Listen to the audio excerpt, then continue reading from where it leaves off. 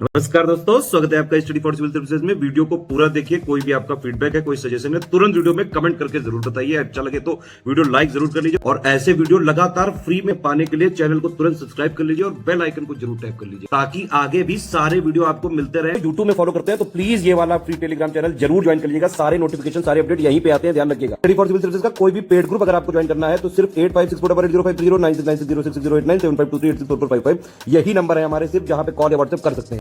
Instagram पे हमारा page जरूर फॉलो कर लीजिएगा, studyforcivil.services है। ट्विटर पे हमको जरूर फॉलो कर लीजिएगा, @studyforcivils है। के प्रीलिम्स एग्जामिनेशन के लिए डे वाइज सीरीज हमारी चल रही थी और ये डे 20 का मॉड्यूल है जिसे कि आप देख रहे हैं। शुरू करते हैं, आज हिस्ट्री से शुरुआत करते हैं और एंशिएंट इंडियन हिस्ट्री में हम आगे चलते हैं। बुद्धिज्म को हमने शुरुआत में ही कुछ हद तक देखा था। अब यहाँ पर इसका ये पार्ट 2 है जिसमें कि सबसे पहले आप बुद्धिस्ट काउंसिल्स को देखेंगे। देखिए, काउंसिल जो है ये बुद्धिज्म की कितनी हुई है, कुल मिलाकर 4 हुई हैं। पहला, दूसरा, तीसरा, चौथा। कब हुई है, कहाँ पर हुई है, कौन अध्यक्ष था, किसका शासन था, ये सब हमें देखना है। तो जो पहली बुद्धिस्ट काउंसिल है ये 483 BC में होती है, बिफोर जीसस क्राइस्ट, यानी ईसा मसीह के पैदा होने से 483 साल पहले की बात। और ये होती है राजगृह में, राजगीर या राजगृह यानी मगध साम्राज्य। और उस समय जो चेयरमैन बने थे उनका नाम था महाकश्यप और रूलर वहाँ का कौन था, हर्यक डायनेस्टी का समय चल रहा था, तो ये अजातशत्रु शासन कर रहा था। इसके बाद दूसरी वाली जो बुद्धिस्ट काउंसिल है ये होती है वैशाली में, यानी बिहार में ये भी हो रही है, और सबा कामी इसके चेयरमैन थे। समय था 383 BC का, ठीक है, 100 साल का फर्क। और कालाशोक जो कि शिशुनाग डायनेस्टी का रूलर था वो यहाँ रूल कर रहा था। इसके बाद जो तीसरी वाली बुद्धिस्ट काउंसिल है ये 250 BC में होती है और ये पाटलिपुत्र में होती है। मोगलीपुत्र इस समय अध्यक्ष बनते हैं, चेयरमैन बनते हैं। और शासन किसका रहता है, तो ये मौर्य डायनेस्टी का समय था और मौर्य डायनेस्टी में इस समय अशोक शासन कर रहे थे। चौथी वाली ये बाहर होती है और काफ़ी बाद में होती है। आप देख रहे हैं कि सभी जो है वो बिफोर जीसस क्राइस्ट है, लेकिन ये वाली जो है ये एनो डोमिनी है, यानी ये बाद का है। तो ईस्वी में इसको देखते हैं 98, ठीक है, 98 AD। और कुंडल वन में ये होती है, कुंडल वन यानी कश्मीर की अवस्थिति है। और इसमें एक अध्यक्ष रहते हैं, एक उपाध्यक्ष रहते हैं, इसलिए 2 व्यक्तियों का नाम है वसुमित्र और अश्वघोष। राजा कौन रहता है, तो उस समय कनिष्क का शासन रहता है और कुषाण डायनेस्टी का ये समय चल रहा था। कुषाण डायनेस्टी में सबसे पावरफुल रूलर के तौर पर हम कनिष्क को देखते हैं। हालांकि पीछे वाले जो रूलर हैं वो भी कम नहीं है, जैसे कि कुजुल कटफिसस और विम कटफिसस, लेकिन कनिष्क का नाम ज़्यादा प्रचलित। अब ये जो चौथी वाली बुद्धिस्ट काउंसिल है इसमें बौद्ध धर्म 2 हिस्सों में डिवाइड हो जाता है, हीनयान और महायान, क्योंकि मतभेद बहुत तगड़ा हो जाता है। बुद्ध के मरते ही जितने भी उनके शिष्य रहते हैं वो आपस में ही कहा सुनी शुरू कर देते हैं, मतलब सबकी विचारधाराएं अलग रहती हैं, सब उसमें स्वामी बनना चाहते हैं। और बाद में ये मतभेद इतना प्रबल हो जाता है कि हीनयान और महायान में जब ये बौद्ध धर्म टूटता है तो जितने भी परंपरावादी थे, ज़्यादा ट्रेडिशन में यकीन करते थे, वो हीनयान में चले जाते हैं, यानी जैसे बुद्ध ने कहा है वैसे ही चलेंगे। और महायानी जो है ये इनोवेटिव सोच वाले थे, तो ये नया अपना सोचते थे, उसी हिसाब से काम करते थे। मतलब एकदम अक्षरशः बुद्ध की कई बातों का पालन नहीं करते थे, हालांकि ये बुद्धिज्म को ही मानते थे। तो ये जो महायान एक नई ब्रांच निकल कर आती है, ये अपने आप को श्रेष्ठ कहती है और कनिष्क भी इसी को फॉलो कर रहा था। अब इसके बाद जो नोबेल ट्रुथ है उनको देख लेते हैं। तो नोबेल ट्रुथ कुल मिलाकर 4 हैं और इसमें देखें आप ध्यान से, पहला तो दुख है, दूसरा दुख समुदाय है, ठीक है, दुख समुदाय है। उसके बाद यहाँ जो दुख लिखा हुआ है ना, डबल के आप देख रहे हैं, तो ये प्रोनाउंसिएशन का तरीका है। पाली और जो प्राकृत भाषाएं होती हैं उनमें इसी तरीके से बोला जाता है, लेकिन असल जो शब्द है वो क्या है, दुख। तो दुख और दुख समुदाय, उसके बाद दुख निरोध और अंत में दुख निरोध गामिनी प्रतिपदा। कैसे होता है, तो दुख जो है वो असल में क्या है, बुद्ध के हिसाब से, बुद्ध ने ये कहा जब वो अपने प्रवचन दिया करते थे कि जन्म लेना ही दुख का कारण है। अगर आप धरती पर आए हैं, पैदा हुए हैं, तो आपको दुख भोगना पड़ेगा। ये जो शरीर है ना, ये दुखों से भरा हुआ है और संसार में जितने रिश्ते नाते आप अपने से जोड़ते हैं या आपके ना चाहते हुए आपसे जुड़ जाते हैं, उनका भी परिणाम अंततः दुख ही होता है। मतलब ये नहीं है कि रिश्ते नाते बेकार हैं, लेकिन कभी न कभी वो संबंधी आपको छोड़ कर जाते हैं या आपको उनसे अलग होना पड़ता है, तो ये दुख की वजह बन जाती है। तो कुल मिलाकर अप्रिय मिलन और वियोग जो है इसको भी दुख माना गया। मतलब मिल रहे हैं किसी से और फिर भी छुड़ रहे हैं तो और दुख होगा। और अगर आप किसी चीज़ को चाहते हैं, आपकी कोई मनोकामना है, इसे साफ कर लेते हैं। आप देखिए, अगर आपकी कोई इच्छा है, आपने कुछ चाहा है और वो आपको ना मिले तो भी आप दुखी होंगे। तो कुल मिलाकर आप समझ रहे हैं ना, और जो मनचाही वस्तु है वो ना मिलकर वो चीज़ आपको मिल जाए जिसे कि आप कभी नहीं चाहते थे, मतलब वो आपके मत्थे मर दी जाए, तो ऐसे में आप दुखी होंगे। तो कुल मिलाकर जन्म ही दुख का कारण है और सारी वस्तुएं जो हैं वो दुख से भरी हुई हैं। तो दुख का कारण क्या है ये तलाशने की कोशिश आगे की जाएगी। दुख है संसार में और जीवन ही दुख है, ये तो कह दिया। अब दुख समुदाय क्या है, इसमें दुख के कारणों की चर्चा है। दुख है तो क्यों है, बुद्धिज्म जो था उसमें साइंटिफिकली चीज़ों को परखा जाता था, प्रैक्टिकल के द्वारा सिद्ध किया जाता था। तो अगर दुख है संसार में तो किस वजह से है, इसका वर्णन दुख समुदाय में। और उसके बाद जब आपको कारण पता लग गया तो उसका समाधान आपको करना पड़ेगा। तो यहाँ जो प्रॉब्लम है उसका सॉल्यूशन यानी दुख निरोध, मतलब दुख के जो मूल कारण हैं उनका निर्मूलन करने की आवश्यकता है, मतलब उन्हें उखाड़ कर फेंकने की ज़रूरत है। एक तो है अविद्या और दूसरा है तृष्णा। अविद्या मतलब जानकारी का अभाव, सच्चे ज्ञान का अभाव, और तृष्णा मतलब चीज़ों को पाने की लालसा, अतृप्त लालसा। मतलब आप चाहते हैं कि आप करोड़पति बन जाएं और करोड़पति बन गए तो उसके बाद आप चाहेंगे कि आपके पास अरबों रुपए हो, खरबों रुपए हो, दुनिया के सबसे अमीर आदमी आप हों। तो ये जो इच्छाएं होती हैं ना, ये कभी तृप्त नहीं होती हैं। तो ये तृष्णा ही दुख का कारण है। आप ये सोचते होंगे कि जितने भी बड़े बड़े बिजनेसमैन हैं या दुनिया के सबसे अमीर आदमी हैं जो कि फोर्ब्स और इस तरह की जो लिस्ट होती है उसमें उनका नाम छपता है, तो ये बड़े सुखी होंगे, मतलब ऐसा कि अपने घर में एकदम निश्चिंत होंगे। ये भी दिन रात हाथ पैर धुनते रहते हैं। इन्हें इस बात का चस्का रहता है कि कहीं हम नीचे न जाएं, जो हमारा कंपटीटर है उससे हम नीचे न हो जाएं, और दुनिया में सबसे अमीर जो हमारी पदवी है वो बनी रहे। मतलब पैसे का जो भंडार है वो कम नहीं होना चाहिए। इसका जुगाड़ उन्हें और ज़्यादा सताता है, बल्कि एक झुग्गी बस्ती वाला गरीब उनसे ज़्यादा संतुष्ट होता है। ठीक है, तो ये जो दुख निरोध है ना, ये असल में अविद्या और तृष्णा की वजह से होता है। जानकारी का अभाव होता है। हम जानते ही नहीं है कि ये जितनी भी क्षणिक चीज़ें हैं इनसे हम लगाव रखेंगे तो दुख होगा। आप एक जानवर पाल लीजिए, वो कुछ समय बाद मर जाए या बीमार पड़े और उसकी मृत्यु आकस्मिक हो जाए तो आप बहुत दुखी होंगे, जबकि आपको पता था कि वो अमर होकर तो आया नहीं है। वैसे ही आपके जो एकदम निकट संबंधी हैं, माता पिता हैं या जो गुरुजन हैं, अगर उनकी मृत्यु होती है तो भी आप रोते हैं। असली बात क्या है कि शरीर नश्वर है, आत्मा अमर है। तो ये चीज़ कोई मानता नहीं। तो कुल मिलाकर अविद्या जो है वो दुख की वजह है। अब जब ये सारी चीज़ों पर हमने चर्चा कर ली तो अंत में दुख निरोध गामिनी प्रतिपदा, यानी दुख का निरोध करने के लिए, कारण तो हमें मालूम है, निरोध किस चीज़ का करना है ये भी पता है। तो दुख का निरोध करने के लिए हमें कौन सा वे फॉलो करना चाहिए, किस पथ पे चलना चाहिए, ये बुद्ध ने बताया। और यही चौथा आर्य सत्य है। ये नोबेल ट्रुथ जो है ये चौथे नंबर का है। और केवल 3 रास्ते हैं। 3 रास्ते कौन कौन से हैं? एक तो प्रज्ञा है, उसके बाद शील है और अंत में समाधि है। अब इसके बाद हीनयान और महायान की चर्चा हमने पीछे ही की थी। जो 4th बुद्धिस्ट काउंसिल हुई थी उसमें 2 हिस्सों में बौद्ध धर्म का डिवीज़न होता है, हालांकि बाद में और ज़्यादा टुकड़े होते हैं, लेकिन फिलहाल जो मेन ब्रांचेज हैं इसकी, उसमें हीनयान और महायान ये है क्या असल में। तो कुल मिलाकर आप देख रहे हैं कि हीनयान जो है इसकी लिटरली मीनिंग होती है, मतलब शाब्दिक अर्थ पे आप जाइएगा। वैसे तो इसका जो सेक्ट है उसमें अलग अलग मतावलंबी, लेकिन लेसर व्हीकल इसको कहा जाता है। अब आप सोच रहे होंगे कि गाड़ी यहाँ पर क्या कर रही है, मतलब यहाँ पे एक 4 पहिया गाड़ी और 2 पहिया गाड़ी की चर्चा हो रही है। यान का मतलब होता है वाहन, जो कि एक स्थान से दूसरे स्थान पे अगर आपको ट्रेवल करना है तो उसके लिए काम करता है। जैसे पुष्पक विमान था तो वो भी क्या है, एक तरह का यान था। और आज के समय में भी जलयान है, वायुयान है, आप सुनते हैं ना हिंदी में, तो ये हिंदी शब्द ही है, मूल रूप से संस्कृत का है। हीनयान का मतलब है, हीन का मतलब होता है तुच्छ, निम्न, है ना। कहते हैं हीन भावना से ग्रस्त हो गया है, यानी अपने आप को तुच्छ समझ रहा है, अपने आप को ही कम समझ रहा है।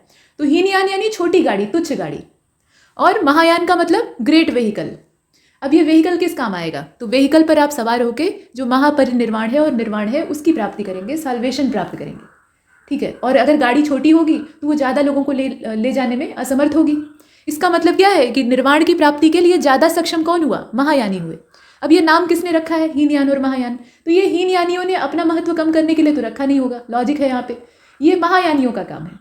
वो थोड़ा सा एडवांस विचारधारा वाले होते हैं, तो जो एकदम रूढ़िवादी, एकदम लकीर के फकीर लोग रहते हैं उनका मजाक उड़ाना शुरू करते हैं। कहते हैं कि बस इन्हें तो दकियानूसी पड़ी हुई है, जिस रास्ते पर बुद्ध गए थे उसी रास्ते पे नहीं चलना है, जरा भी दाएं बाएं नहीं देखना है। तो ऐसा हम नहीं मानने वाले। तो तुम लोग जो हो तुच्छ हो और हम लोग महान हैं। तो ऐसे बनता है महायान और बनता है हीनयान, मतलब एक दूसरे को नीचा दिखाने का क्रम शुरू हो जाता है। तो अपने आप को ये महान व्हीकल कह रहे थे। अच्छा, इसके अलावा देखिए हीनयानी जो है वो बड़े ही प्रैक्टिकल तरीके से सोचते थे। ठीक है कि उनके अंदर एडवांस विचारधाराएं नहीं दिखाई देती हैं, वो नई चीज़ों को एक्सेप्ट नहीं करते हैं, लेकिन बुद्ध ने जैसा कहा था वैसा ही इन्होंने किया। तो इनका ये कहना था कि बुद्ध जो है वो एक महापुरुष हैं, वो देवता नहीं है। देवता जैसा कोई कॉन्सेप्ट बुद्धिज्म में था ही नहीं। बुद्ध ने अपने आप को भगवान घोषित नहीं किया था। उन्होंने कहा कि मेरी बातें जो हैं वो अगर आपको अच्छी लगती हैं तो उसको अपनाइए, दबाव नहीं है कोई, और स्वेच्छा से अगर आप इसे स्वीकार करते हैं, इस पर चलते हैं, तो निश्चित तौर पर आपको सुख मिलेगा। सुख का मतलब क्या? निर्वाण की प्राप्ति हो। तो महात्मा बुद्ध को इसमें एक ग्रेट मैन के तौर पे ही कंसीडर किया गया है हीनयान में। महायान में क्या है, यहाँ इन्हें भगवान मान लिया गया है, बकायदा मूर्ति बनाकर पूजा करनी शुरू कर दी गई। अब देखिए जो हीनयान वाले हैं वो और क्या करते हैं, ये किसी एक व्यक्ति पर विश्वास करते हैं, मतलब जो इंडिविजुअल है, एक पर्सन है, सिंगल पर्सन है, उस पर बिलीव करते हैं। चाहे वो बुद्ध हो महात्मा के तौर पे, या उन्हीं के आगे जो फॉलोअर हैं वो अपना शिष्यों का दल बना लिए, तो वो उनके मतलब अपने गुरु पर यकीन करते हैं। और कुल मिलाकर कहने का तात्पर्य हीनयानियों का ये होता है कि हर पर्सन या दुनिया में कोई भी व्यक्ति, कोई भी जीव सिर्फ यहाँ पर्सन की ही बात नहीं हो रही है, कोई भी इंडिविजुअल, कोई भी ऑर्गेनिज्म जो है वो अपने प्रयासों से ही मोक्ष प्राप्त कर सकता है। अगर उसको निर्वाण चाहिए तो उसे अपने से ही कोशिश करनी पड़ेगी। और दोस्तों ये हकीकत है, अभी भी अपने संसार में ना, जब आदमी किसी मुसीबत में पड़ता है तो वो जाता है मदद मांगने के लिए कि ये आदमी मेरी मदद करेगा, या बातों के द्वारा ही उसे सहारा मिल जाए, कहीं से कोई आश्वासन दे दे, ऐसा। लेकिन हकीकत यह है कि अगर आप अपने लिए प्रयास नहीं करेंगे, मतलब उस मुसीबत से निकलने के लिए उपाय आपको खुद सोचना पड़ेगा। अगर आप खुद नहीं सोचते हैं तो आप लाख रोइए किसी के आगे, वो मुसीबत सुलझने वाली नहीं है, तब तक आपके सिर से नहीं हटेगी जब तक आप खुद स्वप्रयास नहीं करते। तो अपने लिए आपको खुद करना पड़ेगा, चीज़ों से लड़ना पड़ेगा। तो वो चीज़ यहाँ भी है, मतलब जो साल्वेशन है वो ऐसे नहीं मिलेगा कि किसी संत ने आपको दीक्षा दे दी और आप मुक्त हो गए, ये नहीं होता, कभी नहीं होता। तो इसके लिए आपको खुद से प्रयास करना पड़ेगा। आप सोचिए कि इसमें हीनयान कौन है और महायान कौन है। नाम इनका हीनयान भले ही है, लेकिन बुद्ध का जो अक्षरशः संवाद था या उपदेश था उसको ये मानते थे। जबकि जो महायानी है वो क्या करते हैं, तो इनका मानना था कि भाई शरीर चोला बदलता रहता है, शरीर जब कमज़ोर हो जाता है, जैसे हमारे कपड़े फट जाते हैं, तो उसके बाद क्या करते हैं, हम अपने फटे कपड़ों को हटा देते हैं, किसी ज़रूरतमंद को दे देंगे, नहीं तो डस्टबिन में डाल देते हैं, और उसके बाद नया कपड़ा पहन लेते हैं। तो हमारी जो सोल है वो भी अमर है, वो कभी भी मरने वाली नहीं है। तो बस वो चोला अपना बदलती रहती है, और इसीलिए जब चोला बदलने का कॉन्सेप्ट आता है ना, तो उसमें रीबर्थ की हम बात करते हैं। रीबर्थ यही तो है, मतलब सोल जो है वो एक बॉडी से दूसरी बॉडी में ट्रांसफ़र होती रहती है। तो इस पर ये यकीन करते हैं। अब आत्मा वाला जो कॉन्सेप्ट है ना, वो हीनयान में नहीं माना जाता है। अच्छा, आइडल वर्शिप को हीनयानी नहीं मानते थे। आइडल वर्शिप को कौन मानता था? महायानी मानते थे। मतलब एक बाकायदा आइडल बना के और उसकी पूजा की जाए, ऐसा मानना जो महायानी थे उन्हीं का था। वो तरह तरह की कलात्मक मूर्तियाँ, आप मथुरा और गांधार शैली को देखते हैं, उसमें मूर्तियाँ बनती हैं। तो वो सब बिलीव किसका था? महायानियों का था। मूर्ति पूजा करना और उसकी भक्ति करना, मतलब उसी के लिए सब कुछ समर्पित करना, ये मान्य नहीं था हीनयान में। महायानियों में क्या है, तो महायानी जो है वो पूरी तरह से आत्मा और पुनर्जन्म में यकीन कर रहे हैं, तो वो बुद्ध की मूर्ति बना देते। इसके अलावा देखिए, हीनयान में एक कमी है, ये तो अच्छाइयाँ हम देख रहे हैं। मूर्ति पूजा भी एक हद तक ठीक होती है, मतलब जब तक आप ईश्वर से सीधे सीधे जुड़ नहीं पाते। लेकिन जब आप ईश्वर से अपना लगाव सीधा सीधा जोड़ लेते हैं ना, तो उसके बाद आपको बीच में माध्यम की आवश्यकता नहीं पड़ती है। वो साधना का चरम बिंदु होता है। लेकिन आजकल का जो सांसारिक समय है ना, उसमें ईश्वर का ध्यान करना इतना आसान तो है नहीं। हम लोग फालतू की चीज़ों में इतना उलझे हुए हैं, तमाम भोग विलास के साधन। तो उसके लिए हम मूर्ति, कैलेंडर, चित्र, इन सब का सहारा लेते हैं। और आप देखते हैं कि दुनिया में बहुत सारे धर्म ऐसे हैं जो कि मूर्ति पूजा में विश्वास नहीं करते। तो बुद्धिज्म का जो शुरुआती दौर था उसमें भी मूर्ति पूजा अलाउ नहीं थी। अब इसके बाद आप देखें कि it's way of worship is very strict. इनका जो वे ऑफ वर्शिप था ये कमी है। अगर आप किसी भी चीज़ को ज़रूरत से ज़्यादा कड़ा बना देंगे, कठोर बना देंगे, तो उसको कम लोग फॉलो करेंगे और वो ज़्यादा फैल नहीं पाएगा। और कोई भी रिलीजन जब ईजाद किया जाता है तो उसका मूल उद्देश्य होता है प्रोपेगेशन, उसे फैलाना। अगर वो फैलेगा ही नहीं तो सिकुड़ जाएगा, ख़त्म हो जाएगा। तो यहाँ जो महायानी है वो थोड़ा भारी पड़ जाते हैं। उनकी जो पूजा पद्धति थी वो सरल थी, मतलब एक आम आदमी अपनी घर गृहस्थी में खा नहा के और अपना बिजनेस करके इस धर्म को मान सकता था। और हीनयानी क्या करते थे, उनको बुद्ध के कहे के हिसाब से ही चलना था। तो वो बौद्ध मठ में शामिल होंगे, बौद्ध संघ में शामिल होंगे, वहाँ बाकायदा उनकी जो पूरी उपोस्था और उपसंपदा है वो की जाएगी, मतलब उन्हें दीक्षा दी जाएगी, वो सारे प्रावधान किए जाएंगे। और उसके बाद दुनिया से उनका कोई नाता नहीं है, वो एक भिक्षु की ही जिंदगी बिताएंगे और जितने भी कठोर नियम कायदे हैं संघ के उसको मानेंगे। यानी सांसारिक जीवन में रहकर वो बुद्धिज्म को फॉलो नहीं कर सकते हैं। तो ये हीनयानियों का सबसे बड़ा ऐब था। इससे क्या होगा, कम से कम लोग उनके मठ में शामिल होंगे। इतने कड़े नियम सब नहीं मान सकते। महायानी क्या किए, उन्होंने इसे आसान बना दिया। बुद्ध की पूजा करिए, मॉन्क की तरह रहना आपको आवश्यक नहीं है। आप चाहें तो मॉन्क बन सकते हैं, लेकिन आप एक सामान्य गृहस्थ बन के भी अपना ये जो महायान बुद्धिज्म है इसको फॉलो कर सकते हैं। अच्छा, इनके जो आइडियल हैं, मतलब हीनयानी जो हैं वो किसको अपना आइडियल मानते हैं, तो ये अरहत को अपना आइडियल मानते हैं। अरहत मतलब योग्य, और योग्य कौन है, बुद्ध है। जबकि जो रीबर्थ का कॉन्सेप्ट है उसमें महायानी अपना बिलीव करते थे, तो वो बोधिसत्व को मानते हैं। अब बोधिसत्व क्या है, तो ये बोधिसत्व जो है ये बुद्ध के ही अलग अलग अवतार हैं। आपने जातक टेल्स पढ़ी होंगी, तो जातक टेल्स में क्या है, बुद्ध जो है वो बार बार रीबर्थ उनकी होती है, जन्म लेते हैं अलग अलग रूपों में, कभी पशु के रूप में, कभी इंसान के रूप में। भिन्न भिन्न उनके स्वरूप दिखाई देते हैं अलग अलग जन्म में, वो किस फॉर्म में थे, किस बॉडी में थे, और वहाँ उन्होंने क्या किया। तो ये पूरा जो बोधिसत्व का कॉन्सेप्ट है उसमें विश्वास करते हैं। अब इनके कुछ मेजर स्कूल्स हैं, मतलब ऐसा नहीं कि इन्होंने कोई विद्यालय खोल रखा है, मतलब इनकी विचारधाराएं हैं, जैसे कि वैभाषिक और सौतांत्रिक। ये क्या है, इनकी आइडियोलॉजी है, और इस पर चलने वाले कुछ लोग हैं जो कि अलग अलग विचारधाराओं के हैं। जैसे वैभाषिक के अलग है, सौतांत्रिक के अलग है। महायानियों में क्या है, इनके जो मेजर स्कूल है, मेजर स्कूल का मतलब ये है कि ये कुछ चंद दिए हुए हैं, इसके अलावा और भी बहुत सारे। तो शून्यवाद जिसे कि माध्यमिक भी कहा जाता है, और दूसरा है विज्ञानवाद जिसे कि योगाचार भी कहा जाता है। तो ये तो हमने हीनयान और महायान में डिफरेंस देखा, जो कि इंपॉर्टेंट है, इसको देख लीजिएगा, यहाँ से क्वेश्चन बनते हैं। अब आगे चलते हैं। 8 फोल्ड पाथ तो रह ही गया था, हमने नोबेल ट्रुथ देख लिए, हमने ये देखा कि दुख की वजह क्या है, कैसे उसका सॉल्यूशन देना है। लेकिन 8 फोल्ड पाथ वो हैं जिन पर कि चल के आप साल्वेशन को प्राप्त कर सकते हैं, महापरिनिर्वाण की प्राप्ति कर सकते हैं। तो ये अष्टांगिक मार्ग है। और इसमें कौन कौन सी चीज़ें हैं, तो एक शब्द आता है सम्यक। अब सम्यक का सही रूपांतरण अंग्रेजी में राइट दिया हुआ है, लेकिन राइट बहुत ठीक नहीं है। सम्यक का मतलब होता है समेकित, संपूर्ण, ऐसी चीज़ जो कि सही है, राइट है, लेकिन कैसी है, संपूर्ण है अपने आप में। तो यहाँ वही चीज़ है, जैसे आप देखते हैं ना सम्यक दृष्टि, हिंदी में इसे पढ़िएगा क्योंकि ये हिंदी का ही शब्द है। आप भले ही अंग्रेजी माध्यम के अभ्यर्थी हो, लेकिन जो शब्द हिंदी के होते हैं वो हिंदी में ही उसका सही अर्थ निकल कर आता है। तो सम्यक दृष्टि, सम्यक संकल्प। अब यहाँ क्या है, राइट व्यू, राइट रिसॉल्व। तो इसमें आप राइट का मतलब सही से लगा रहे हैं, लेकिन सही का यहाँ तात्पर्य नहीं है, यहाँ संपूर्णता का तात्पर्य है। मतलब आपकी एक संपूर्ण दृष्टि होनी चाहिए। जो दूर की चीज़ें हैं, यानी आने वाली चीज़ें हैं, भविष्य की चीज़ें हैं, उसको भी आप परखने में सक्षम हो और अपना जो भूतकाल है उसे पूरा एनालाइज करके अपने वर्तमान को सुधारने में भी कार्यरत हो, तो उसको कहेंगे सम्यक दृष्टि। हालांकि यहाँ 8 फोल्ड पाथ को एक्सप्लेनेशन देने के लिए उसकी नहीं आएगा इस एग्जाम में, सिर्फ कितने हैं और कौन से हैं यही पता होना चाहिए। इसके अलावा राइट स्पीच है, राइट कंडक्ट है, राइट लिवलीहुड है, राइट इफोर्ट है, राइट माइंडफुलनेस है और राइट समाधि है। तो इतने सारे हैं, कुल मिलाकर 8 हैं, इसीलिए इन्हें 8 फोल्ड पाथ कहा जाता है। और इन्हें अगर आप अपनाते हैं तो आप किसी भी सेक्ट के हैं, किसी भी रिलीजन को मानते हैं, लेकिन आपको अच्छा जीवन प्राप्त होगा। निर्वाण क्या होता है ये मुझे नहीं पता, और जो बड़े बड़े ज्ञानी हैं वो भी नहीं समझ पाए। अपने दृष्टिकोण से समझते हैं, लेकिन जब कोई नई तपस्या करता है तो उसको नए ही कॉन्सेप्ट समझ में आते हैं। लेकिन हाँ, ये है कि एक अच्छी जीवन शैली आपको मिलेगी।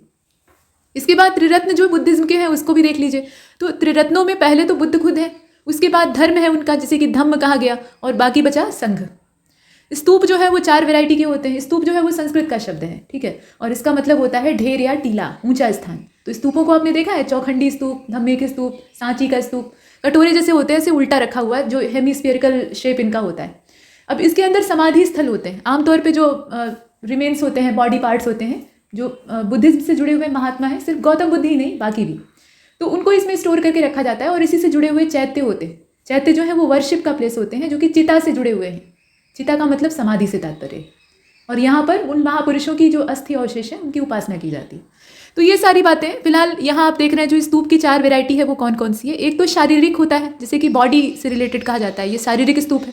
दूसरा पारिभौगिक स्तूप है। तीसरा जो है वो उद्देशिका स्तूप है, ऑब्जेक्टिव। और अंत में है पूजार्थक, जो कि वर्शिप के पर्पज से बनाए जाते हैं। मतलब ऐसा है ना कि सारे स्तूपों की वर्शिप नहीं होती है, कुछ की होती है। तो इतना तो हमने देखा।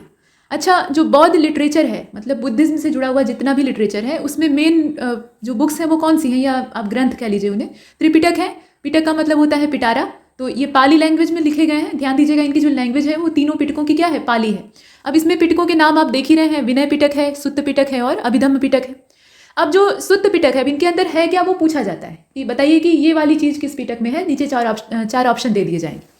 तो सुत्त पिटक जो है इसमें क्या है, इसमें सेइंग और टीचिंग्स हैं बुद्ध की। मतलब बुद्ध ने जितना भी टीचिंग्स दी हैं अपनी, जितने भी प्रवचन दिए हैं, उपदेश दिए हैं, वो सब इसके अंदर है। विनय पिटक में बहुत सारे रूल्स हैं, और ये रूल जो है ये संघ के जितने भी मेंबर होते थे उन्हें फॉलो करना होता था। और अभी भी अगर कोई संघ के नियमों का पालन करना चाहता है तो उसको विनय पिटक की शिक्षा दी जाती है। अभिधम्म पिटक थोड़ा फिलॉसफिकल है। मतलब जो सनातन धर्म का वैदिक दर्शन है, हमारा वैदिक फिलॉसफी है, वहाँ से ये प्रभावित है। और मूल रूप से ये धर्म से संबंधित जितना भी फिलॉसफिकल व्यू है उसको दर्शाता है। इसको कहा जाता है कि ये बुद्धिज्म की फिलॉसफी है। तो अभिधम्म पिटक को हमने देखा। अब पुराने समय में जो बौद्ध धर्म से जुड़े हुए, बौद्ध शिक्षा से जुड़े हुए महत्वपूर्ण केंद्र थे, उसमें नालंदा, वल्लभी और विक्रमशिला का नाम आपने सुना होगा। नालंदा विश्वविद्यालय, बाद में जो मेडिवल टाइम पीरियड आता है उस समय बाहरी जो इन्वेशन होते हैं उसमें ये तबाह हो जाता है। तो नालंदा जो है ये महायान बुद्धिज्म से रिलेटेड था। ध्यान दीजिएगा, जो नालंदा है ना, ये महायान बुद्धिज्म का मेन सेंटर हुआ करता था। महायानी यहाँ रहा करते थे। और विक्रमशिला को आप जानते हैं, ये धर्मपाल के द्वारा स्थापित कराया गया था, और ये हीन यानियों से जुड़ा हुआ था। ठीक है, माफ कीजिए, जो विक्रमशिला है वो राजा धर्मपाल, पाल डायनेस्टी के रूलर थे, तो उनके द्वारा एस्टेब्लिश कराया गया था। और जो वल्लभी आप देख रहे हैं, यहाँ थोड़ा सा बोलने में मिस्टेक हुआ है, वल्लभी जो है वो हीन यानियों से जुड़ा हुआ था। तो ये पूछा जा सकता है कि भाई बताइए कि इसमें से कौन सा जो प्लेस है वो हीन यानियों से जुड़ा है और कौन सा महायानियों से। तो आप जानते हैं कि वल्लभी जो है वो हीनयान से संबंध रखता है, और नालंदा जो है वो महायान से बिलोंग करता है। अच्छा, इसके अलावा एक चीज़ और है, यहाँ वो धर्मपाल वाला बता दिया गया है। तो ये तो अब बेसिक जानकारी आप जानते होंगे। मतलब पाल डायनेस्टी का ये रूलर था धर्मपाल। और कुमारगुप्त के द्वारा क्या किया गया था, जो नालंदा की बुद्धिस्ट मॉनेस्ट्री है उसके लिए काफ़ी ज़्यादा डोनेशन दिया गया था। और बुद्धिज्म को बहुत सारे डोनेशन मिलते हैं। जैनिज्म को भी मिलते हैं, बुद्धिज्म को भी मिलते हैं। ये दोनों धर्म जो है डोनेशन खूब भर भर कर पाते हैं, क्योंकि धनी जितने भी व्यक्ति रहते हैं ना, चाहे वो राजा हो या कोई व्यापारी हो या नगर श्रेष्ठी माने सेठ हो कोई, तो वो सब अपना जब इनकी शरण में आते हैं, मतलब इन्हें फॉलो करने लगते हैं, तो अपना सब कुछ इन्हें दान दे देते हैं। तो ऐसा होता है। इसके अलावा नालंदा महाविहार, अब पीछे हमने देखा ना कि नालंदा को तो नष्ट कर दिया गया था, वहाँ पर आग लगा दी गई थी, वहाँ जितनी भी लाइब्रेरी इत्यादि थी सबको जलाकर भस्म कर दिया बख्तियार खिलजी ने। लेकिन उसके बाद अब बाद में जब देश आज़ाद हुआ, समय परिवर्तित हुआ, तो अपनी पुरानी धरोहर को सजोने की बात आती है। तो उसमें नालंदा, जो नालंदा महाविहार है, ये नालंदा महाविहार की जगह पे स्थापित किया गया है और ये बुद्धिस्ट स्टडी का मेन सेंटर है, जो बिहार की गवर्नमेंट है इसे 1951 में वहाँ स्थापित करती है। तो ये कुछ स्पेशल इन्फॉर्मेशन है जैसे कि आप देख रहे हैं। अच्छा, कुछ वन लाइनर फैक्ट है, उसको भी देख लेते हैं। तो बिंबिसार के बारे में बताया गया। देखिए, किंग बिंबिसार ये हर एक डायनेस्टी का है। तो बुद्ध के रहने के लिए, अब देखिए बुद्ध जो है वो हमेशा चलायमान रहते थे, कभी भी एक जगह टिक कर नहीं रहते थे। शारीरिक रूप से काफ़ी हट्टे कट्टे थे। एक दिन में कहा जाता है कि 20-20 किलोमीटर, अब सुनने में थोड़ा अटपटा लग सकता है, लेकिन पहले के लोग पैदल चलते थे। तो ये पैदल पैदल अपने पूरे शिष्यों का पूरा जमावड़ा लेकर 20-20 किलोमीटर की यात्रा एक दिन में कर लेते थे और लगातार उपदेश देते थे, अपने धर्म का प्रोपेगेशन करते थे। लेकिन समस्या तब होती थी जब बारिश का मौसम आ जाता था। और ये जो रेनी सीजन है, इसमें आज की तरह से रिजर्वायर और डैम तो नदियों पर बने नहीं थे। नदियाँ अपने पूरे फ्लो में चलती थीं और वर्षा का पानी जब उसमें जाता था तो बेहिसाब बाढ़ आती थी और बहुत सारे रास्ते तो ऐसे ही अवरुद्ध हो जाते थे, नदियाँ रास्ता रोक लेती थी। मतलब बरसात में आवागमन बहुत ज़्यादा सक्रिय नहीं रह पाता था। तो ऐसे में बुद्ध के सामने फिर चैलेंज आता था कि आगे कैसे बढ़ें। तो वो एक जगह पे डेरा डाल देते थे और वहाँ 4 महीने जो बरसात के होते हैं, जिसे चौमासा कहा जाता है, उसको बिताकर तब आगे चलते थे। तो ये जो 4 महीने हैं, इसके लिए उन्हें रहने के लिए स्थान चाहिए होगा। तो वहाँ के जो रूलर होते थे या धनी लोग होते थे, वो इनके लिए छोटा छोटा आवास बनाकर देते थे, जिसमें कि ये टिके, स्थायी तौर पर नहीं, सिर्फ 4 महीने के लिए। और ऐसी जगहों को विहार कहा जाता था। बौद्ध मठ या बौद्ध संघ जो है वो इनका स्थायी आवास है, लेकिन विहार जो है वो एक टेम्पररी होते हैं, मतलब सीजनल होते हैं। तो कुल मिलाकर ये वेलु वन विहार जो है ये महाविहार है, मतलब बड़ा विहार है। महाशब्द का मतलब बड़ा। तो ये बिंबिसार के द्वारा दिया गया था और ये बुद्ध के रहने के लिए उपलब्ध कराया गया था। इसके अलावा महावन में कुटाग्रशाला का निर्माण, ये सब करवाने का काम भी जो रूलर है, मतलब लिच्छवियों के द्वारा ये करवाया गया था। लिच्छवी विशेष रूप से इसमें सक्रिय थे। यहाँ एक चीज़ और दी हुई है, उसको आप देखें, ये धम्मपद का नाम दिया हुआ है। असल में धर्मपद है, धम्मपद इसे कहा जाता है। ये बौद्ध धर्म की गीता है। जैसे अपने यहाँ गीता है ना, पूरा दर्शन है, उसमें फिलॉसफी है, तो वैसे ही ये भी बौद्ध धर्म में गीता की हैसियत का अकेला ग्रंथ है, जिसमें कि बौद्ध दर्शन, जितनी भी बुद्धिज्म की फिलॉसफी है, उसके लगभग सारे प्रिंसिपल दिखाई देते हैं। अभी आपने देखा ना अभिधम्म पिटक, तो अभिधम्म पिटक से ये प्रेरित है कुल मिलाकर। और डॉक्टर भंडारकर ने सबसे पहले ये बताया था कि अशोक के जो धम्म के प्रिंसिपल हैं, उसमें राहुलोवाद सूत्र जो है उसको एक संकलित ग्रंथ के तौर पर बनाया गया। मतलब अशोक का जो धम्म था वो बुद्ध के धम्म से थोड़ा अलग है। यहाँ बुक का नाम याद रखिएगा, ठीक है। मतलब अशोक के धम्म में थोड़ा राजत्व का भी सिद्धांत था, मतलब वो एक किंग था, चक्रवर्ती राजा था, तो प्रजा के पालन की जिम्मेदारी भी उसके ऊपर थी। ऐसा तो है नहीं कि वो पूरी तरह से मॉन्क बन जाएं और अपनी प्रजा को वैसे ही बेसहारा छोड़ देंगे, संभव नहीं था।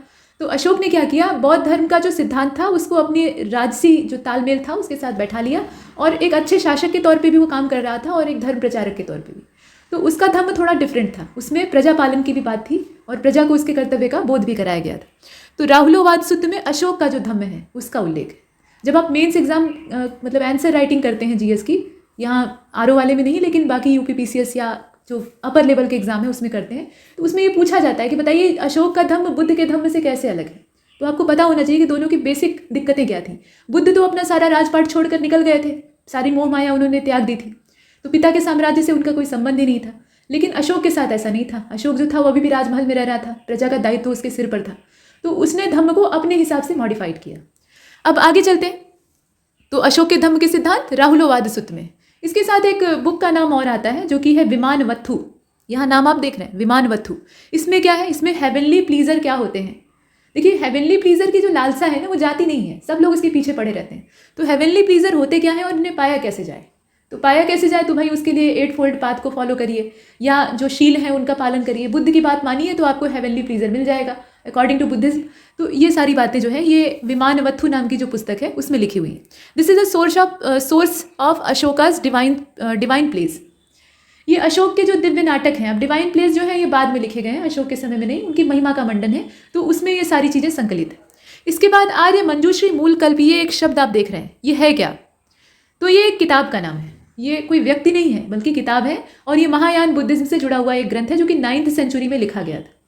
और राहुल संकृत्यायन जब तिब्बत जाते हैं, तिब्बत जाने का घुमक्कड़ आदमी थे ही, तो घूमते घूमते वो ग्रंथों का संकलन करते हैं। तो जब तिब्बत जाते हैं तो वहाँ से इसकी जो मूल पांडुलिपि होती है उसको ले आते हैं और बाद में केपी जायसवाल के द्वारा इसका ट्रांसलेशन किया जाता है, इंग्लिश में ये ट्रांसलेट होता है। तो कुल मिलाकर 1925 में ये पब्लिश होता है गणपति शास्त्री के द्वारा। और जितने भी बुद्धिज्म के पॉइंट ऑफ व्यू हैं उसमें गुप्त शासकों का भी कुछ जो वर्णन है वो दिखाई देता है। तो एक विस्तृत ग्रंथ के तौर पे ये सामने आता है। इसके बाद आगे बढ़ते हैं। Detail knowledge about Buddhism is found in Tripitaka. Tripitaka पढ़ लीजिए तो आपको पूरा बुद्धिज्म मालूम हो जाएगा। इसमें विनय पिटक, सुत्त पिटक, इनके बारे में हमने देख लिया है। पाली लैंग्वेज में इसको लिखा गया है, मतलब तीनों ही पिटक जो है उनकी लैंग्वेज पाली। और त्रिपिटक जो है ये ओल्डेस्ट एपिक है थेरवाद स्कूल के लिए। थेरवाद का मतलब यहाँ पे गीत शैली में जो टेक्स्ट होते थे उनको लिखा जाता था। There is a belief of rebirth in Buddhism. Rebirth का जो बिलीफ है बुद्धिज्म में दिखाई देता है, स्पेशली महायान में दिखाई देता है। The minimum age limit for join Buddhism was 15 years. मतलब कम से कम आपकी जो उम्र है वो 15 वर्ष की होनी चाहिए, तब जाकर आप बुद्धिज्म में, मतलब जो बुद्धिज्म का पूरा संघ का स्ट्रक्चर था उसमें शामिल हो सकते हैं, मॉन्क बन सकते हैं।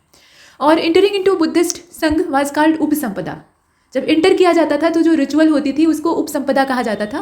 त्रिरत्न जो है वो बुद्ध धम्म संघ है। हीनयान और महायान ये बुद्धिज्म से रिलेट करते हैं। बाद में वज्रयान जैसी जो जादू टोने की शाखा है वो भी जनरेट हो जाती। अब यहाँ देखें आपकी जो इनलाइटमेंट का 8वां वर्ष था गौतम बुद्ध का। शुरुआत में तो इनलाइटमेंट मिलता है बिहार में, और वहाँ से फिर ये प्रवचन करते हुए सारनाथ आते हैं, मतलब वाराणसी। और उसके बाद वहाँ इन्हें शिष्यों से भेंट होती है। फिर 5 अलग अलग शिष्य मिलते हैं जिन्हें उपदेश देते हैं, और इसी क्रम में इनके शिष्यों का जत्था बड़ा होने लगता है। लेकिन 8 साल तक बुद्ध महिलाओं से दूर रहे। ठीक है, अपना घर परिवार छोड़कर आए थे, और इनका मानना था कि अगर महिलाएं इनके संघ में इंटर करेंगी तो इनके संघ की तबाही हो जाएगी, मतलब वो समय से पहले नष्ट हो जाएगा। लेकिन बाद में इन्हें ऐसा लगता है, और इनकी जो मौसी थी, स्टेप मदर थी प्रजापति गौतमी, वो चाहती थी कि उन्हें संघ में शामिल किया जाए। वो बुद्ध से काफ़ी प्रभावित थी। माता इनकी बचपन में ही मर गई थी, तो मौसी ने ही पालन पोषण किया था, और मौसी ही इनके पिता से विवाह कर लेती हैं, तो वो स्टेप मदर भी बन जाती हैं। लेकिन कुल मिलाकर वो चाहती थी कि जो बुद्धिज्म है उसमें ये आ जाए। बुद्ध इनका कहा नहीं मानते हैं, मतलब स्वीकार नहीं करते। उनका कहना था कि महिलाएं अगर प्रवेश करती हैं जो बौद्ध संघ है तो सब तबाह होगा, मतलब जो भिक्षु हैं उनका मन बहक जाएगा। लेकिन अंत में इनके शिष्य आनंद जो है वो सलाह देते हैं। ये काफ़ी प्रिय शिष्य होते हैं। तो इनकी सलाह रहती है कि अगर आप ऐसा नहीं करते हैं, मतलब धर्म का अगर आपको प्रोपेगेशन करना है, जो कि आप चाहते भी हैं, तो अगर आप आधी आबादी को नकार देते हैं तो ये जो हाफ पॉपुलेशन है ये काफ़ी बड़ी चीज़ है, मेजर रोल प्ले करेगी आपके प्रोपेगेशन में। तो आप धर्म को ज़्यादा फैला नहीं पाएंगे। सिर्फ मर्दों से जुड़कर आप धर्म को ज़्यादा प्रचार उसका नहीं कर पाएंगे। आपको महिलाओं को शामिल करना पड़ेगा। ये जो महिलाएं हैं ये अपने पूरे परिवार को देर सवेर आपके संघ से जोड़ेंगी, है ना। मतलब मान लीजिए किसी के घर की माता या किसी के घर की बहन या पत्नी जो है वो बुद्धिज्म में जा रही है, तो देर सवेर उसके बच्चे या उसके जो भाई हैं या उसका जो पति है वो भी उधर झुकेंगे। वो स्वाभाविक चीज़ है। तो बुद्ध को लगता है कि ये तो फायदे की बात है। तो इसलिए जो 8वां वर्ष था इनलाइटमेंट का, वहाँ पे वैशाली में जाकर, यहाँ आप देख रहे हैं जब वैशाली में इनकी बैठक होती है तो वहाँ बुद्ध अलाउ करते हैं कि भाई अब महिलाएं भी आ सकती हैं, वो भिक्षुणी की हैसियत से आ सकती हैं। और पहले दीक्षा लेने वाली जो महिला थी वो प्रजापति गौतमी थी, जो कि इंतजार कर ही रही थी। इसके बाद बहुत सारी महिलाएं इसमें एंटर करती हैं। कुछ महिलाएं जो हैं वो गीत लिखती हैं, मतलब सॉन्ग उनके द्वारा कंपोज किया जाता है, तो उनको थेरी कहा जाता है। थेरी गाथा में यही सारे जो गाने हैं वो वर्णित हैं।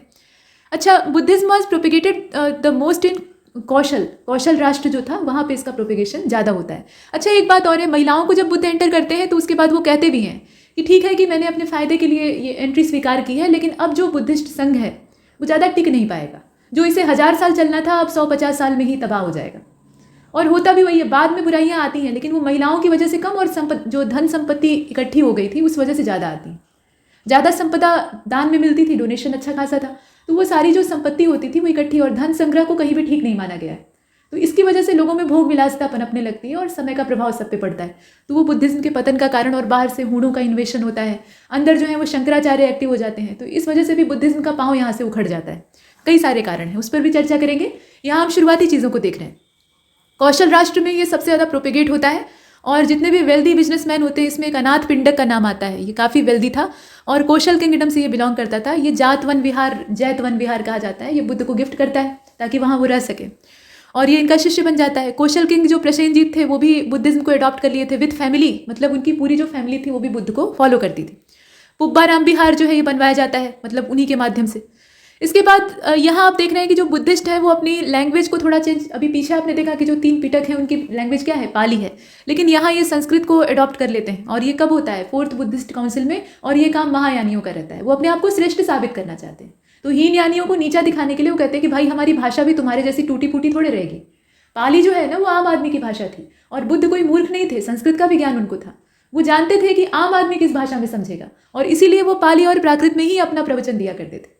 वो चाहे तो संस्कृत बोल सकते थे, पढ़े लिखे इंसान थे, उनके पिता ने उन्हें बढ़िया शिक्षा दिलवाई थी, तो वो संस्कृत में भी प्रवचन कर सकते थे, लेकिन उन्होंने नहीं किया। लेकिन यहाँ जो महायानी है वो इस चीज़ को समझ नहीं पाते हैं। वो एडवांस अपने आप को दिखाने के लिए संस्कृत को एडॉप्ट कर लेते हैं। संस्कृत अच्छी भाषा है लेकिन कठिन है।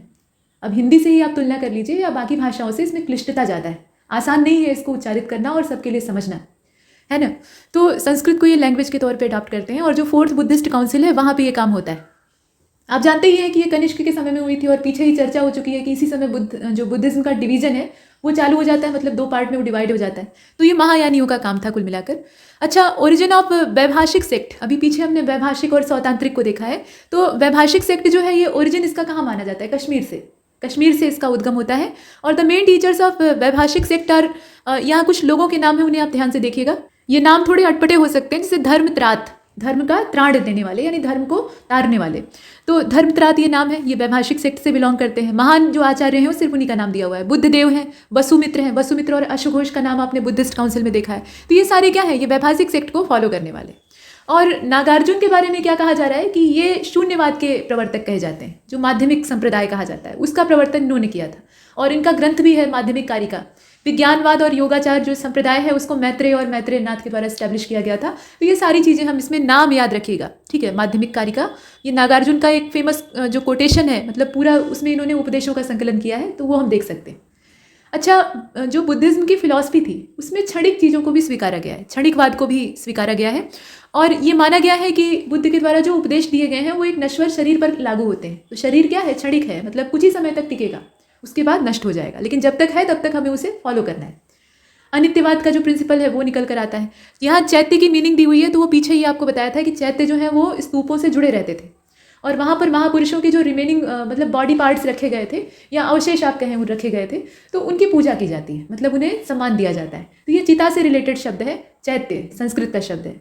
और शवदाह के बाद जो बचे हुए अवशेष होते थे, पहले तो उसका अंतिम संस्कार होता था, वो रिचुअल कंप्लीट की जाती थी।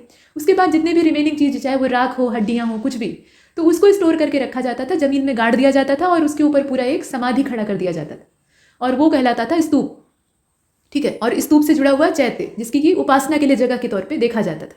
और ये जो चैत्य होते थे, इन्हीं के पास में भिक्षुओं के रहने के लिए कुछ रेजिडेंशियल जो कंपार्टमेंट है वो बनवाए जाते थे, ये इनके आवास होते थे।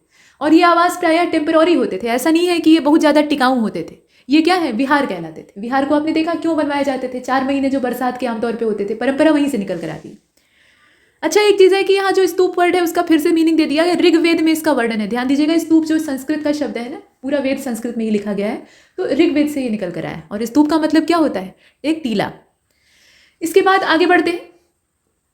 ट्री स्टेम का मतलब वही वृक्ष का तना, तो ऊंचाई पर स्थित स्थान। स्तूप का मतलब वैसे शाब्दिक अर्थ आप समझ लीजिए टीला या ढेर। गौतम बुद्ध के हिसाब से जितनी भी चीज़ों को कहा गया, तो उसमें बाद में इनसे जुड़ने वाले बहुत सारे इनके फॉलोअर थे। खासतौर पे अशोक का नाम हम इसमें ज़्यादा प्रमुख तौर पे देखते हैं। तो अशोक ने क्या किया? बहुत सारे अपने जो संबंधी थे, जैसे कि पुत्र पुत्रियाँ, इसमें महेंद्र और संघमित्रा और तमाम लोगों को आप देखते हैं, तो उन्हें दुनिया के अलग अलग हिस्सों में, विशेष रूप से एशिया में भिन्न भिन्न हिस्सों में भेजकर धर्म प्रचार करवाया।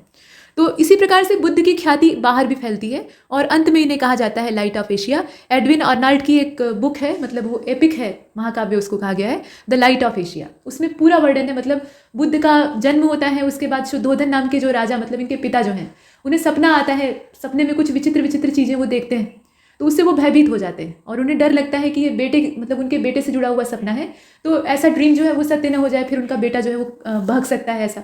तो अंत में एक सन्यासी आता है, वो पूरा एक्सप्लेनेशन देता है उनके ड्रीम्स पे।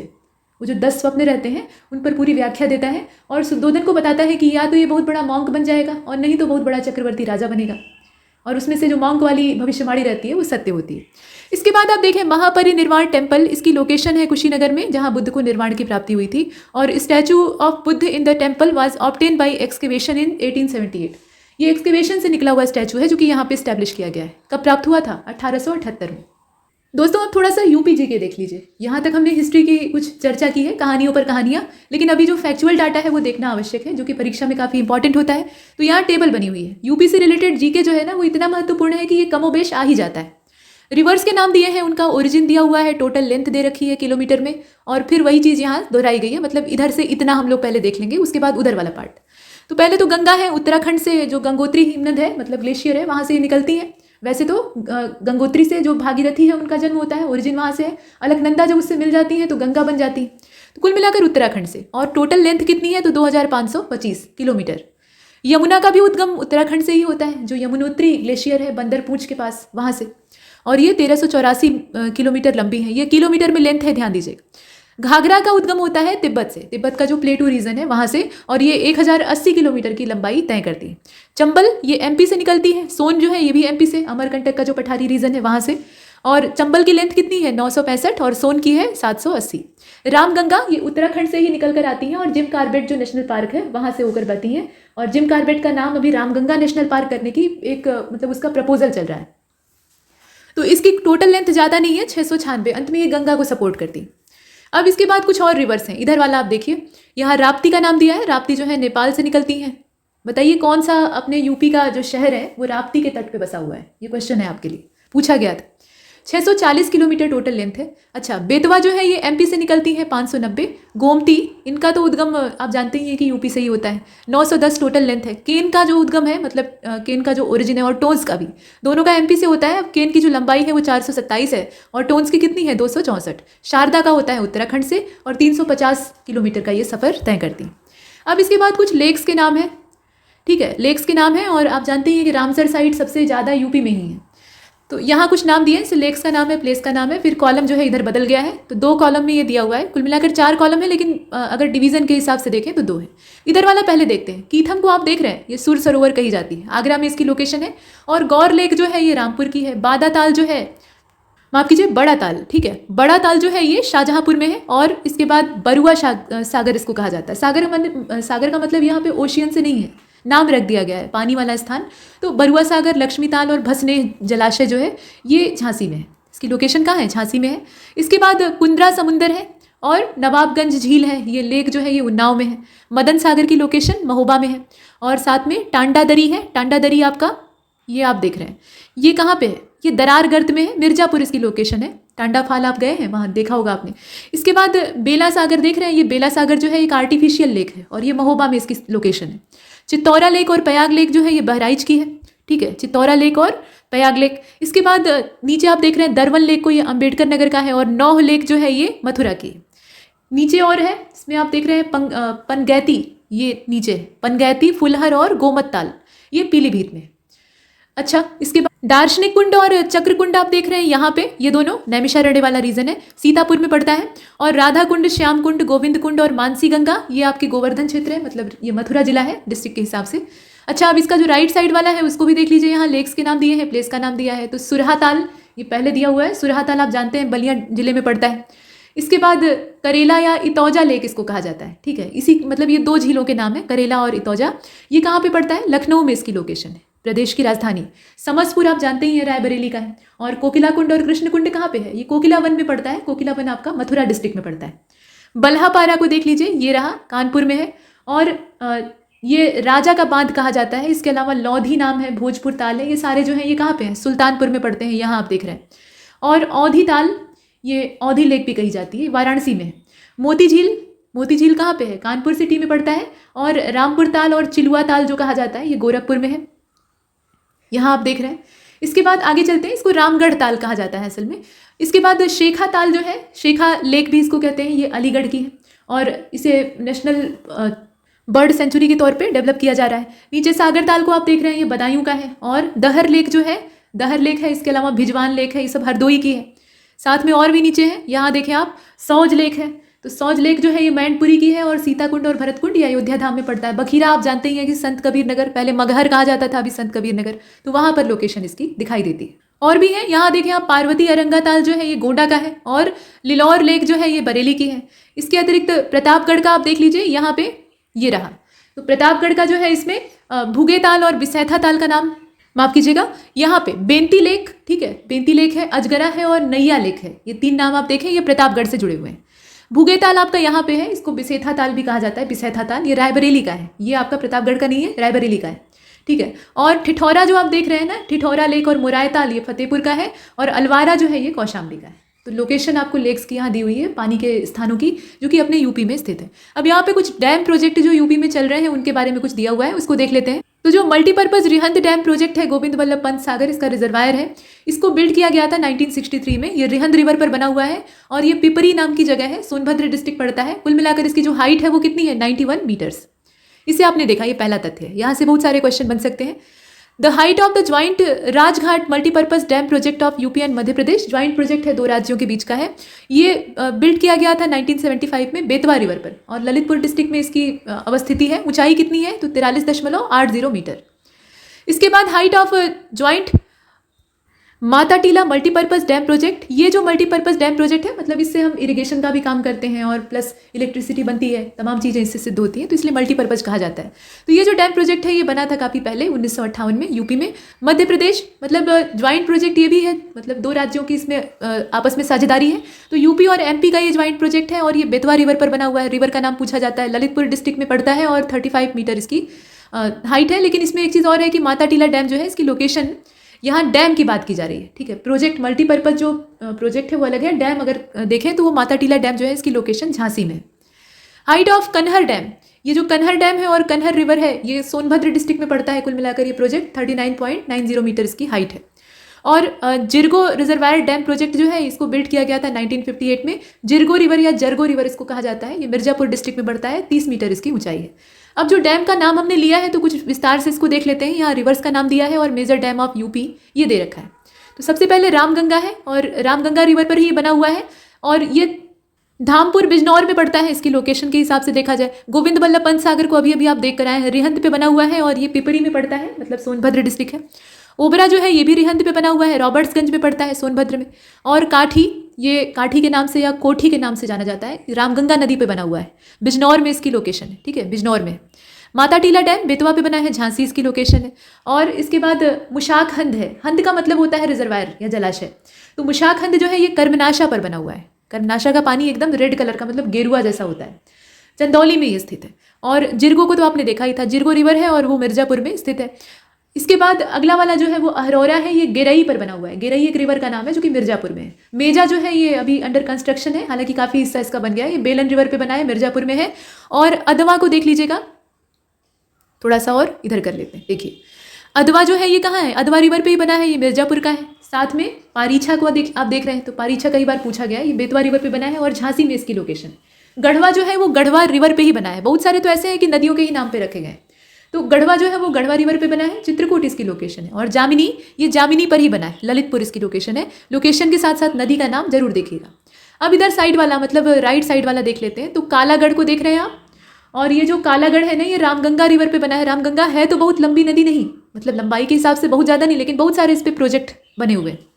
इसके बाद रोहिणी जो है ये रोहिणी रिवर पे ही बना हुआ है और ये ललितपुर में स्थित है।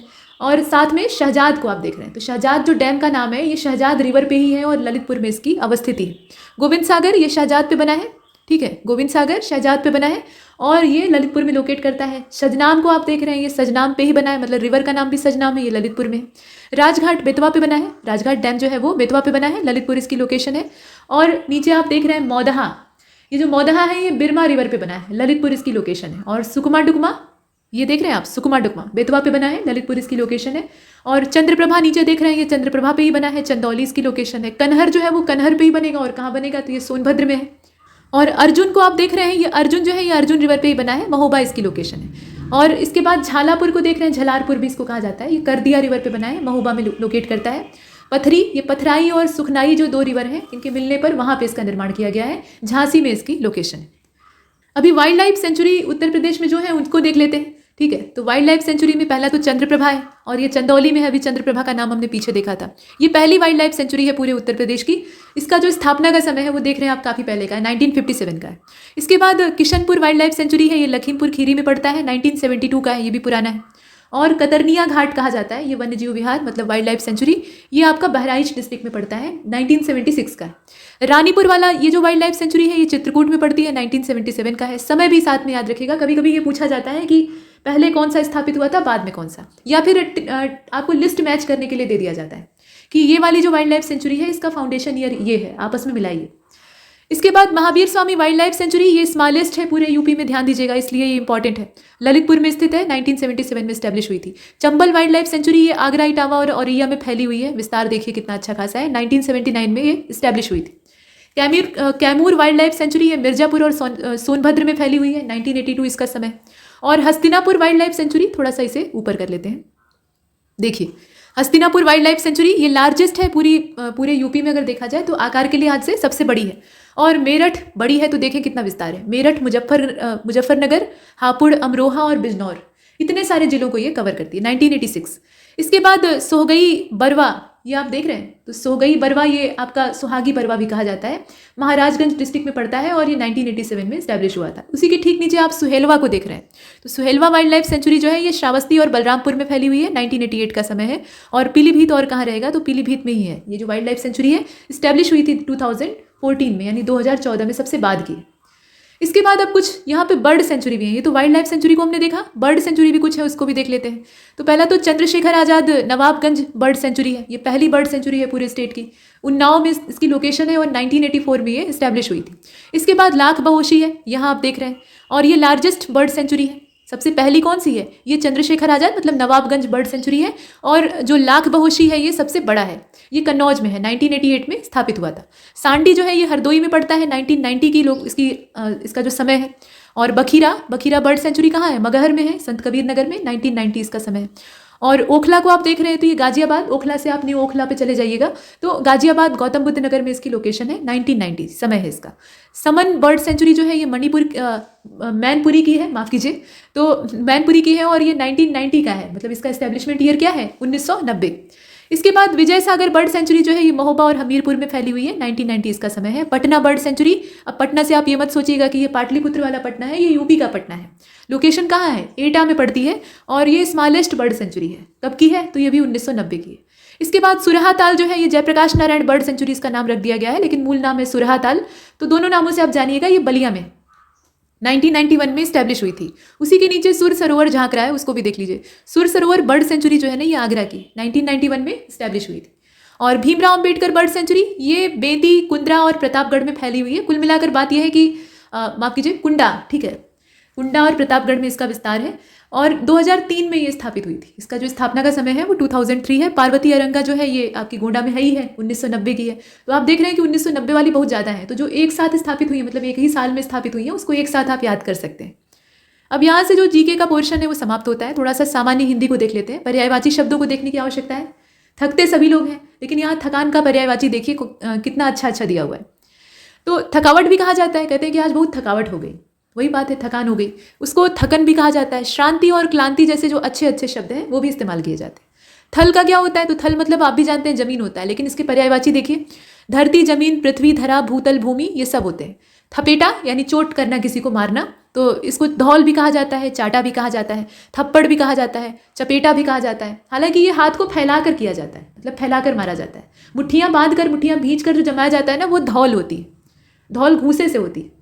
और इसके बाद थाह को देख लें, तो थाह का हद होता है पर्यायवाची, कहते हैं ना थाह ले रहे थे, उसकी गहराई पता लगा रहे थे, तो हद होता है इसका पर्यायवाची, सीमा होता है।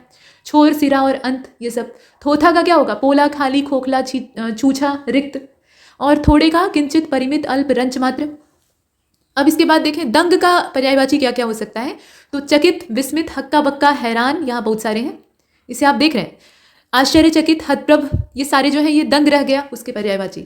दुखी का क्या होगा, व्यथित, आर्त भी कहा जाता है, आर्त भाव से ईश्वर को पुकारना चाहिए। और संतत, ठीक है, संतत जो शब्द है ना, संतति नहीं है, ध्यान दीजिएगा। और संतप्त भी कहा जाता है, ये तो तद्भव है, संतप्त कहा जाता है।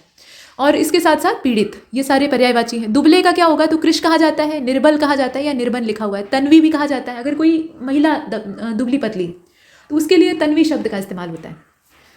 और इसके बाद, और अगर कोई पुरुष दुबला पतला है तो उसके लिए कृश शब्द का इस्तेमाल होता है, लेकिन कृश जो शब्द है वो उभयलिंगी है, दोनों में यूज़ होता है। कृशकाय भी कहा जाता है, कमजोर शरीर वाला। इसके अलावा क्षीण, ये सारे जो है ये दुबले के पर्यायवाची। दंगे का क्या होता है, उत्पाद, उपद्रव, झगड़ा, उदम, फसाद, ये सारे होते हैं। दंड का हर्जाना, जुर्माना, सजा, अर्थदंड, ठीक है, अर्थदंड, ये सारे हैं पर्यायवाची। दुस्तर का क्या होगा, औघट होता है, ध्यान दीजिएगा। उसके अलावा अगम्य भी होता है, विकट भी होता है और कठिन भी होता है। दक्ष का क्या होगा, तो होशियार, चतुर, प्रवीण, कुशल, निपुण, पारंगत, निष्णात। इसके बाद दबाव है, तो दबाव का बल प्रयोग हो सकता है, जोर जबरदस्ती हो सकता है, जबरन हो सकता है, दमन हो सकता है, जोर हो सकता है, ये सारे पर्यायवाची हो सकते हैं। दमक का क्या क्या होगा, तो चमक, आभा, दीप्ति, कांति, द्युति, जगमगाहट, ये सब। दमन का यहाँ आप दमक का देख रहे हैं, दमन का देख लीजिए। कहते हैं ना कि शत्रुओं का दमन कर दिया, तो दमन का क्या होता है, रोक, नियंत्रण, वश, अवरोध, निग्रह, ये सारे हो सकते हैं। निग्रह भी होता है। जो शब्द नए दिखे उसे आप नोट डाउन कर सकते हैं, जिन्हें आप जानते हैं उसको नोट करने की आवश्यकता नहीं है। दया का क्या होता है, करुणा, अनुकंपा, रहम, तरस, ये सारे। दयामय का क्या हो जाएगा, कृपालु, दयालु, कृपानिधि, मेहरबान, दयावान, मेहरबान, कदरदान, साहिबान, तो वो वाला नहीं है। मेहरबान, दयावान और करुणामय, करुणामय भी कहा जाता है। दयाहीन का क्या हो जाएगा, बेरहम, निर्दयी, बेदर्द, करुणाहीन, हृदयहीन, पाषाण हृदय, कठोर हृदय, ये सारे पर्यायवाची हो जाएंगे। अब नीचे वाला खत्म ही कर लेते हैं, लेफ्ट साइड वाला पहले देख लेते हैं, उसके बाद राइट वाला देखेंगे। तो दरबान का आप देख रहे हैं, यहाँ प्रतिहार होता है, प्रतिहारी भी कहा जाता है, चौबदार भी कहा जाता है, चौकीदार भी कहा जाता है, प्रतिरक्षक, रक्षक, प्रहरी, ये सारे शब्द इस्तेमाल होते हैं।